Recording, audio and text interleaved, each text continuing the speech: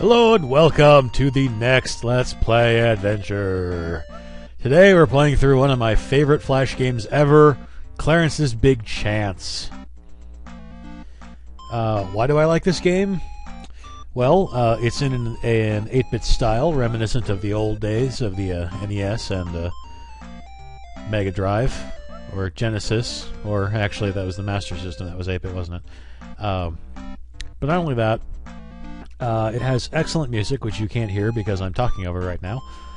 As well, it also has kind of an odd but quirky sense of humor. And it's kind of a throwback sort of action platformer style game, which you'll see pretty shortly, once I actually let the intro music finish.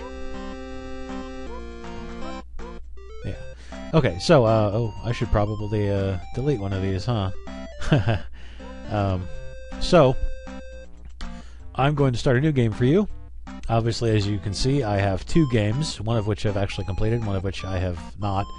That one I'm using for just kind of to preview to make sure that I know what I'm doing. So here's the story. Clarence is a 35-year-old fat sack of horse manure who still lives with his parents. God, that's so relatable.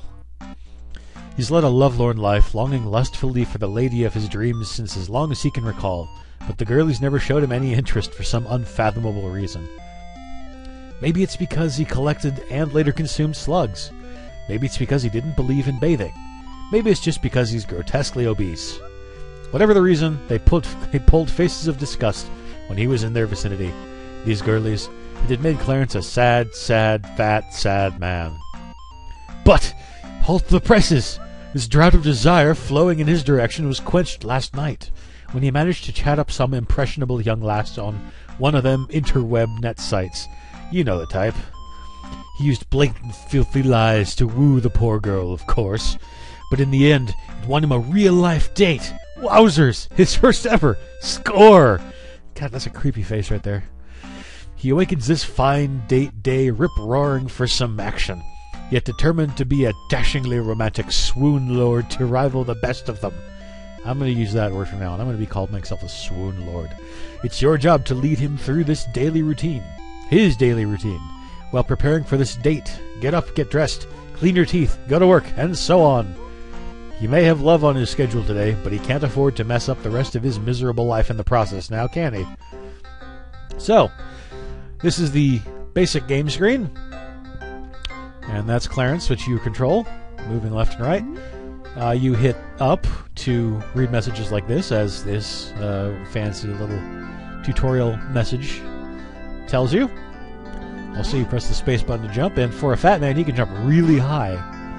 I would imagine if he's about 5 or 6 feet tall, he can probably jump about 10 feet in the air, which is pretty impressive. Hop to it, Clarence! Use the spacebar to rocket jigglingly into the sky like the rambunctious young scamp you most certainly aren't. I'm really running out of breath for no reason sometimes, aren't I? Show those shelves a lesson in physics-defying, tiger. What's this say? You can bounce on beds, you know. Hold space while jumping onto them, well, yes.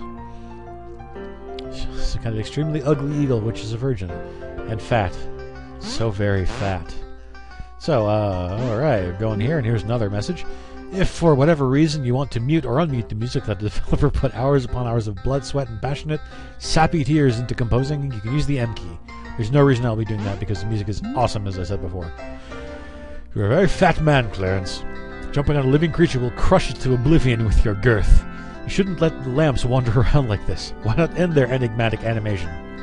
So, lamps are one of the many enemies that you can fight in this game, and by fight I mean stomp. And as you'll notice, they drop a little item there. You heard that. If you didn't hear that, that might be kind of a surprise. Yes, I'm jumping down there for a reason. Not too wise to leave all your money all over the place, attached to thin air itself. You'll need lots of it if you're to impress your lady friend. By the way, I'm going to attempt to record a 100% playthrough of this game. So, it should provide... I should have plenty of segments for this game. Some platforms, like the shelf here, are one way. I don't know why I'm reading this all to you, but whatever. You can jump up from below, but you can't drop through them. How they work has boggled theological physicists. So, physicists who also are studying religion? What? Whatever. I know he meant theoretical physicists, but whatever. Here be ladders.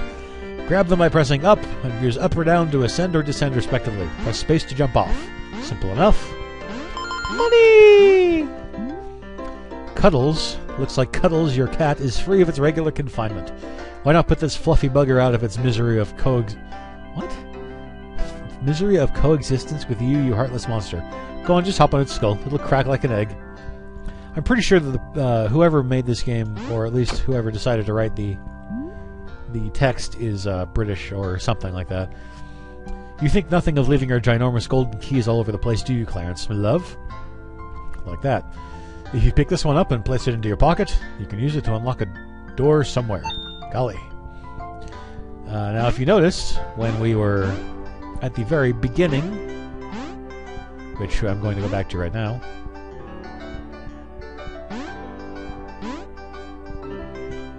there's a lock up there. And how do you get to it? By jumping. Did you know that you can open the menu by pressing enter? From there you can also use the arrow keys to see further screens which give you even more scrumptious information about your quest. Let's do that now!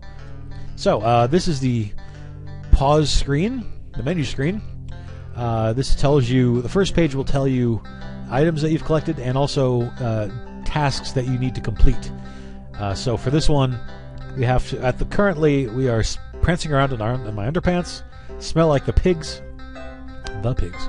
have breath like a dog, feel peckish, are a dullard, and are rather nervous. So we can complete some of these now. This also tells you how many coins you have collected and how many that you can collect in this particular chapter.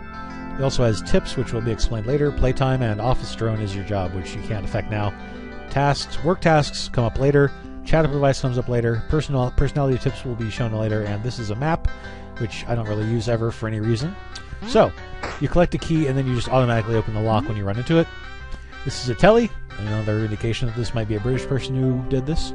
As we all know, merely walking beside one will store a copy of one's soul inside it, or some such thing, allowing one to respawn at the telly's position following one's untimely demise. Yes. So, it just automatically saves. Alright.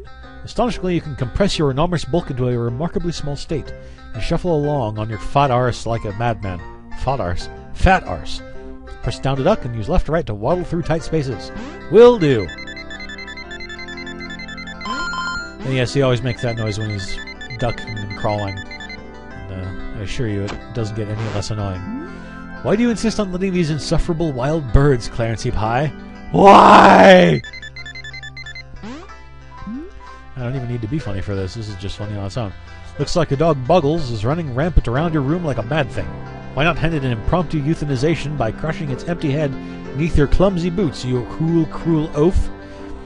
Now, the dog is a bit tougher of an enemy to kill because, simply put, its hitbox is slightly weird, so you have to, like, jump on its head in order to kill it. Your shirt and tie. I found it. A fancy pink shirt and brown tie that you think make you look like a man of good taste. You are deluded. Combine them with your trousers and shoes to get dressed. What's this over here? It's another lock, but I don't have a key. You left your pants through here, didn't you? Well, that's a silly thing to do. And locked them in because you thought they were haunted? Which they aren't. You'll need a key. There are loads about, but there's a spare one somewhere in your parents' room, just so you know. We probably won't get to that in this particular segment, but we'll get there eventually. Like so many Cyberland characters, Clarence, you can rejuvenate your vim by devouring the hearts of your fallen victims. Their rich, delicious hearts. Go on, give him a scoff. Scoff. Sorry, can't read it too well. Give him a scoff to fill up your lovely heart points and stave off death for another day. If you look up at the top of the screen, up in the top right, it will tell you how many hearts you have. You have 4, obviously. You also have no keys and 18 coin. Now this is a computer. Visage Tome says that her name is Gertrude. Now this is, if you'll go back to the menu screen right here, these computers show the personality tips. These are things that you need to collect in order to have a good date, essentially. Oh, this explains it right here. There's a laptop here. You've got a date today, but I've only talked to the girl online briefly. These computers let you access information about her personality to prepare you for her encounter. Your encounter. Remember what you read. Gracious mummies loose! I should do this in a really crappy British accent, shouldn't I? She's probably trying to clean your room with those frying pans of hers, the mad old bat. How loving are you, family man? Does she need to be put out of her misery? I think so. Boink. I just killed my mother. I don't feel bad about it at all. Here's the door. Enter it by using up, just like a sign or any other object you can interact with. Your progress will be saved every time you enter a door. You'll respawn at it if ever you meet the Reaper, you fragile little sausage. Well, it's taken 10 minutes to get here. That's amazing. This hallway is the hub of your house. Oh, sorry, British accent. You'll need to go through your morning routine, wash in the bathroom, eat, get dressed, etc. before going to work, if you don't want to appear as quite the scruffy pot. Think of your lady friend. Alright, well, I suppose that this is about as good of a time as any to cut the first segment off, since we're already at, wow, almost 11 minutes already.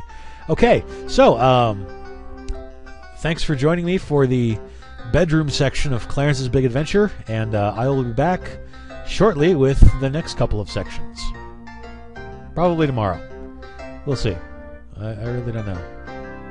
I probably should have ended this a couple of seconds ago, shouldn't I? Yeah. Excelsior!